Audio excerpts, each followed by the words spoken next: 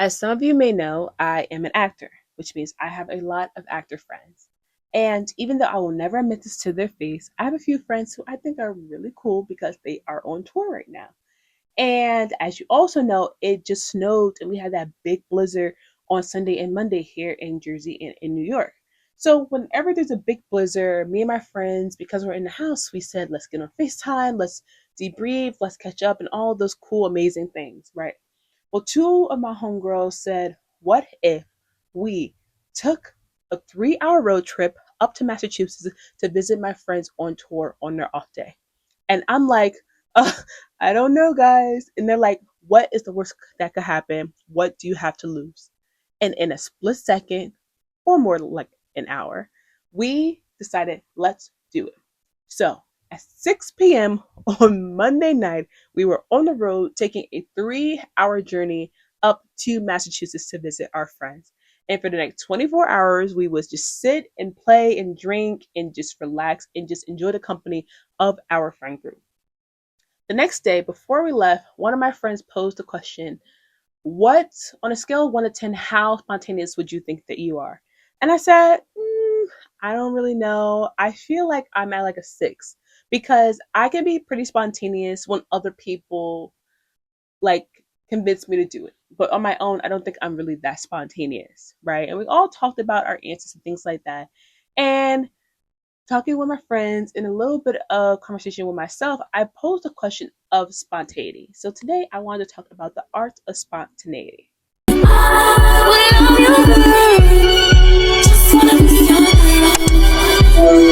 Hey girl, welcome back to the Let Me Yap podcast, my podcast where I talk about whatever I want, wherever I want, whenever I want. How are you? I hope you're doing good today. And today I want to talk a little bit about the art of spontaneity, right? What is it to just get up and go? And why not? Why don't we do it more? Especially when we live in this capitalistic society where everything is so structured and we see people with all these crazy routines every single day.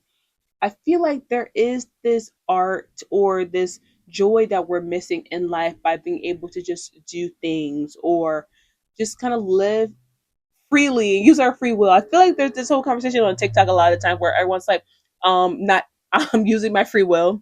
Like how we don't use our free will enough, or like people, someone will do something really crazy, and the comments are like, I need to use my free will more, or blah blah blah, things like that. But it's so real though. Like we don't use our free will enough to just go and do things. I think about myself as someone who is single, who have no children. I live with my parents. I'm like, girl, I can really do whatever I want. Like, I have nothing holding me down. Why not get up and go to Massachusetts? Why not just get up and go to this random ass show in New York? Why not? I could right now, I could literally get up and do whatever I want. But like, what holds us back? And I think that's the question. Like, what holds us back from doing just the most random things or doing things that we really want to do? Because I think spontaneity can also be not just the things we do in the moment, but it also could be like the things that we really want to do, the things that we're fiending to do, but we hold ourselves back because of things like anxiety, because of things like fear, because of things like guilt. And it's like, but why do we hold ourselves back to doing the things that we really want to do? I feel like for myself, I think the thing that holds me back definitely is my overthinking. And I think that's how it is for a lot of people. We overthink the idea. Like when it came to going to Massachusetts, I was thinking like, like, what is my mom gonna think? Bruh, I'm an adult. What is she gonna think? I literally told her, I said, hey mom, I'm going to Massachusetts. She said, okay.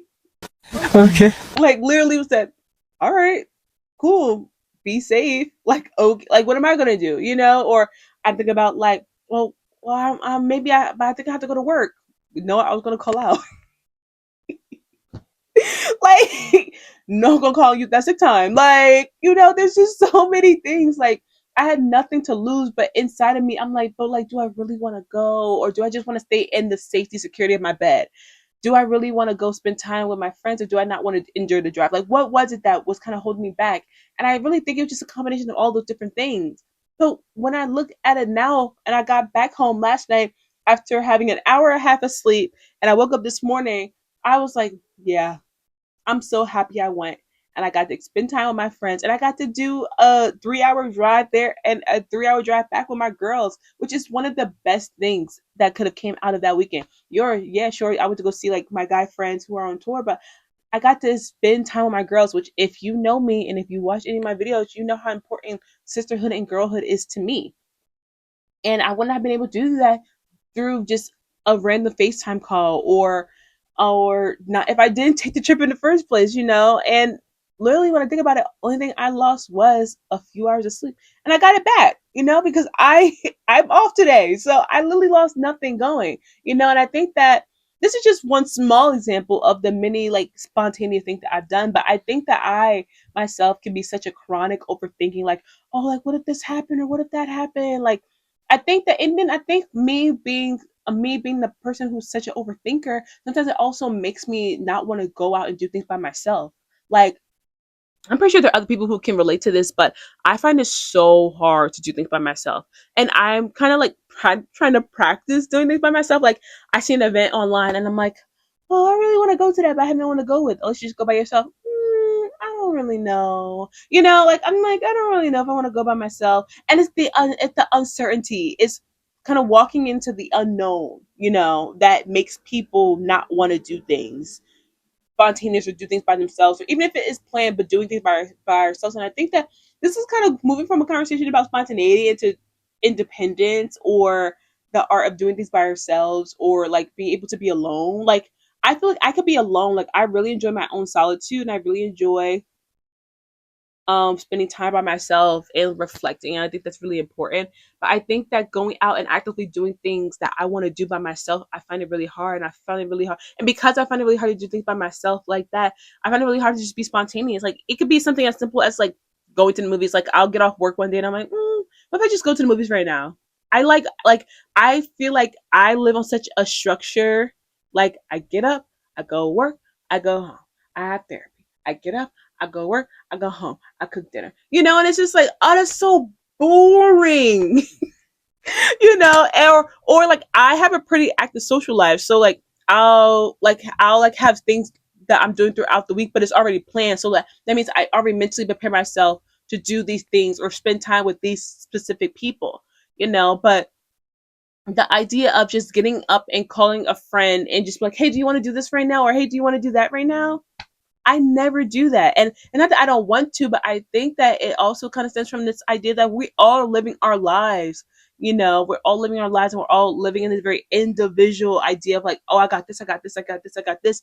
That it's hard to break up our routine when it comes to doing something for ourselves or just spending time with our community. So I think that I try my best to like keep people in my life who keep me on my toes. Like those friends absolutely do keep me on my toes, and I told them that I said, "You guys literally keep me young. me 24. You guys keep me young, but they do. They keep me curious, and I think that's really important. But I think that's how I feel about all of my friends that I have in my life currently. I feel like they keep me very, very curious. They keep me very, very like open to the possibility of trying new things, and I think through my relationships with them is how I've been able to be more open to like just kind of experiencing life for what it can be, and not feel like I need to like be on this structure. So I think that I was raised in an idea of, the life work could be really scary and like you don't really know what could happen. You have to be really careful, blah blah blah. Which is another thing that I feel like makes it really hard for me to be spontaneous because I'm always thinking about what could go wrong. No, maybe a little bit. Like I wouldn't like to consider myself a pessimist. Maybe a little bit. Me reflecting actively while I'm having this conversation with you. I don't think I would consider myself a pessimist, but I do feel like I do sometimes kind of go through all the things that could go wrong. So maybe a little bit of a pessimist. I don't really know. But I do think that it's important to kind of shake that off sometimes. But like I said, it's really good to have people in my life that kind of pushes me out of my box to explore being more spontaneous. And when we explore spontaneity, it really does make our life more enjoyable. And I may be thinking a little big brained about this, but then I think about the philosophy of like nihilism and absurdism, right? And how nihilism and absurdism, like nihilism came first, I'm also going to express this from my point of view of doing no real prior research and just my general idea of what nihilism and absurdism is. But nihilism is this idea that life has no inherent meaning or purpose, right? So because life has no meaning or purpose, that means that there's no point to like really trying to like, what was it I wrote down? It could cause like existential dread, or a lot of people who have this kind of mentality can become very like depressed, or like there's no purpose in me doing anything, so why am I even here? And that's just so like, sad, but I've met people who are nihilists in the past, and I think that when you understand that life has no inherent purpose, or like have any no inherent purpose or value, it could be really daunting, because us as humans, we want to have value. We want to feel like we have a purpose in our life. Like, I think I was talking to my girls about that yesterday when we were on our way back home, how we all want to have purpose. We all want to care about the life that we live, and we want to know that we are here for a reason. So when you kind of take away that idea of like, oh well, there's no real reason here, then it's like, then what is my purpose? Like, what, why am I even here? Other than the fact that my parents had like a good little time one night, and now I'm here 24 years later. But that's why I like the idea of absurdism, where they take that concept that life has no inherent purpose or meaning, and it says, well, since life has no inherent purpose or meaning, we might as well just kind of chase our own happiness and chase our own joy. Since it has no purpose, I don't think it says to like find purpose. Like I said, this is just me chatting about my own idea of it. I don't think it's saying like you have to find purpose in your life, but you find your, well, yeah, I think you do. Like, you find your own personal meaning. You make life to be something that has purpose for you. So you just kind of explore what it is to live this life to the fullest, and meet the people that you want to meet, and make the decisions you want to make. And I thought about that when I was thinking about this idea of spontaneity, because I think when you live an absurdist life, you do live in the moment more, which then causes you to be more spontaneous, because you're like, well, okay, why not? Like, what's the worst that could happen?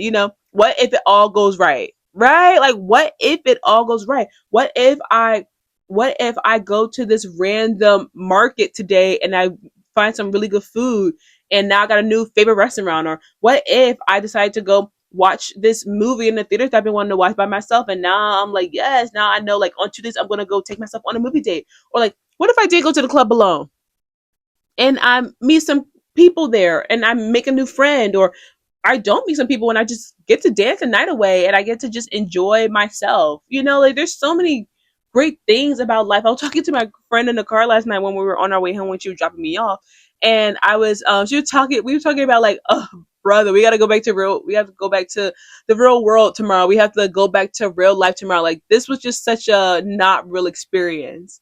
And I was thinking about that as like, yeah, this feels like such a not real experience, but like, why not? Like, why can't this be the experience outside of like, like money?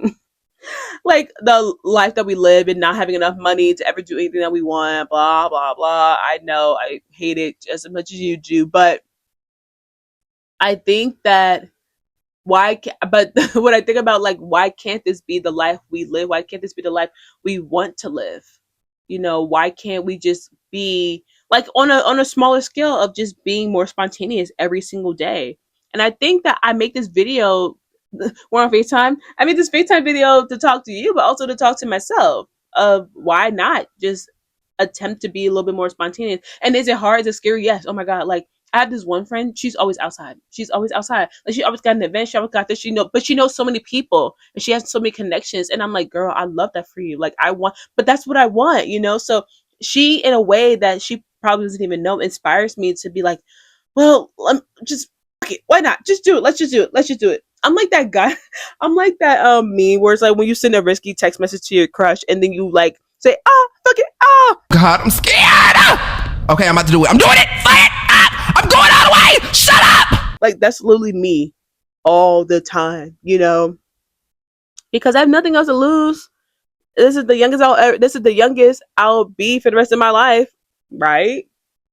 So why not? Yeah, why not? I think about myself like as a theater maker. I think that like as someone who is an actor, is how important it is to also live life to the fullest and enjoy life and be spontaneous.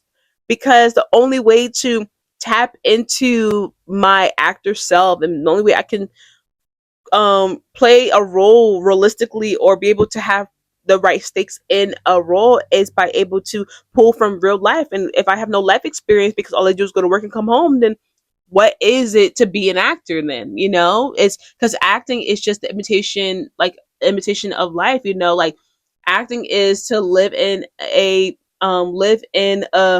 what did he say? I should know this. I've been listening learning it my entire life.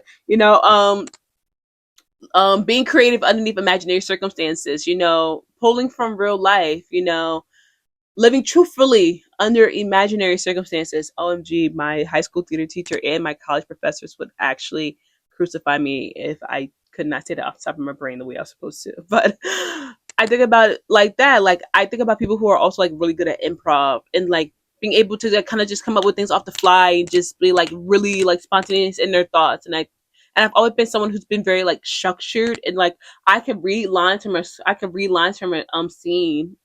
I can come up with choices when I have material already created, but I cannot create the material myself.